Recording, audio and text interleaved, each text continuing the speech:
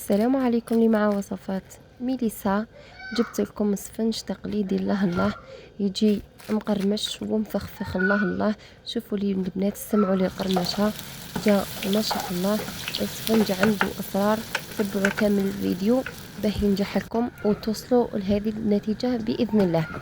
اول حاجه راح نبداو بها، نجيبوا الاناء تاعنا، نديروا مغرف كبيره تاع خميره الخبز، مغرف كبيره سكر، 2 بيضات، كاس وربع ماء دافئ. نخلطوا كامل المكونات بالخلاط اليدوي كما راكم تشوفوا البنات. نخلطوها مليح مليح حتى يمتزج كامل المكونات، ونغطوها ونخلوها تخمر حوالي 10 دقائق. بعد ما خمرت لنا نرجعوا نضيفوا الفرينه. راكم تشوفوا البنات، هذيك المغرف اللي كيلت بها درت 2 فرينه في الضربه الاولى، وزدت معها واحده دقيق رطب. من بعد زدنا الفرينه حتى يتلم لنا الخليط كامل، وتكون العجينه شويه تتلاصق في اليدين. ونضيفوا لها الملح في الاخر، هذا السر الاول. الملح ينضاف في الاخير، ونضربوا مليح مليح العجينه تاعنا كما راكم تشوفوا الطريقه. ضربي مليح مليح حتى تحسي يديك ضراتك.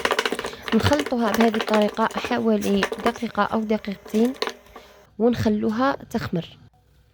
كي نشوفوها خمرت وطلعت هكا كما راكم تشوفوا، راها تبان كالشهده من الداخل.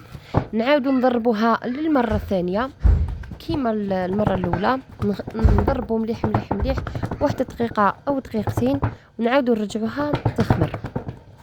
هذه العمليه نكرروها حوالي 3 مرات 4 مرات، ومدة الخمير بين كل واحدة ربع ساعة.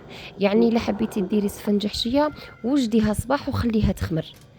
من جهة أخرى كي كملنا كاع الخطوات الرابعة، نجيبوا السني تاعنا نحطوا فيه بابي كويسو كما راكم تشوفوا، درناه مربعات.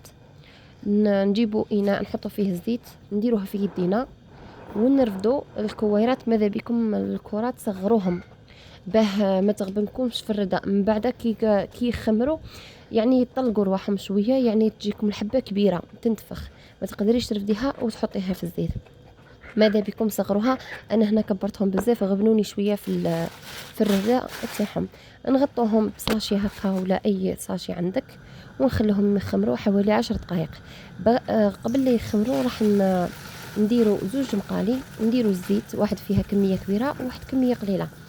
نخلوهم يسخنوا. بعد ما يسخنوا نحطوا الحبة تاعنا بعد ما خمروا 10 دقائق، نحطوها في المقله اللي فيها كميه قليله، ونخلوها قبل ما نشوفوها حمارت شويه من تحت.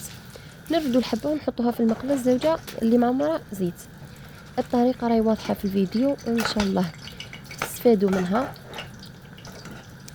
هذه هي الطريقه. والطريقه الثانيه والسر الثاني للسفنج هو انك تخلي السفنج تاعك في المقله اللي معمرها زيت، تخليه مده حتى تشوفي الحبه تاعك بدات يعني تتنفخ. كي تبدا تتنفخ تجيبي المغرف تاعك وبداي تقيسي عليها هكا في الزيت من الفوق. شوفوا البنات، كي تولي تقيسي في الزيت تولي دير في ذوك النبولات الفارغين. هذا هو السر الثاني تاع السفنج.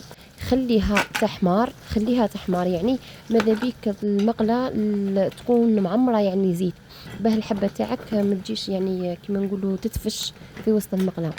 شوفوا البنات والله صدقوني جا السفنج ما شاء الله روعه. ان شاء الله استفدتوا من الطريقه هذه. جربوه ما راحش تندموا، راح يجيكم بنين بنين بنين بزاف، راح يجيكم خفيف ومقرمش. وان شاء الله في مرة أخرى ندير لكم فيديو آخر تستفادوا منه ثاني.